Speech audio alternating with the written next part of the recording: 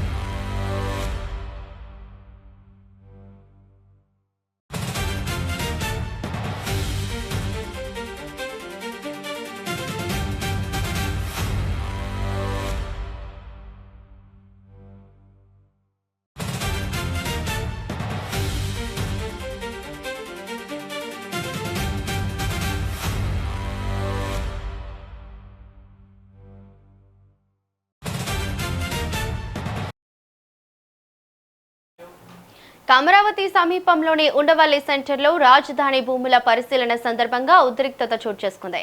YCP నేతలు Perni Nani, Lella Appireddy CRDA పరిరక్షణ బృందాన్ని టీడీపీ సానుభూతి పరులు అడ్డుకున్నారు. ఈ సందర్భంగా వైసీపీ నేతలపై కోడిగుడ్లు విసిరినట్లు సమాచారం.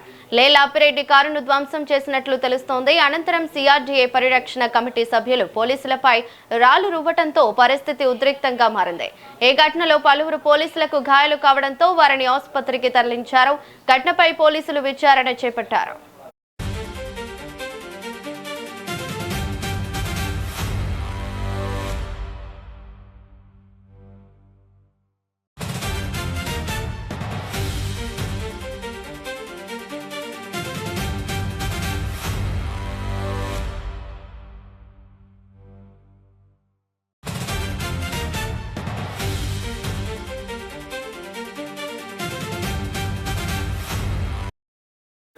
ఇక ఇదే అంశంపై మరింత సమాచారం మా ప్రతినిధి శ్రీనివాస్ ఫోన్ ద్వారా అందిస్తారు. శ్రీనివాస్, చెప్పండి.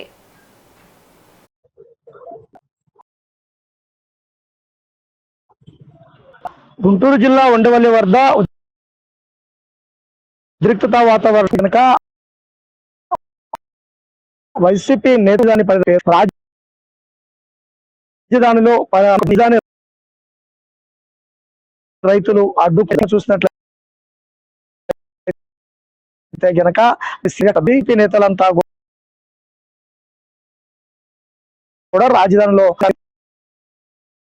వాళ్ళ దగ్గరికి చేరుకున్నారు. కొడుగుళ్ళు కూడా ఉంటుంది. అప్పిరెడ్డికి సంబంధించినటువంటి వాహనం పూర్తిగా ధ్వంసం కావడం మంది నేతలకు కూడా ఉండటం జరిగింది. అంటే ముఖ్యంగా చూసుకున్నట్లయితే కనుక నలుతున్న నేపథ్యంలోనే ఇటువంటి ఘటన చోటు చేసుకోవడం కూడా వైసీపీ నేతలు మా పేరు నాని అప్పిరెడ్డి ప్రాంతంలోనే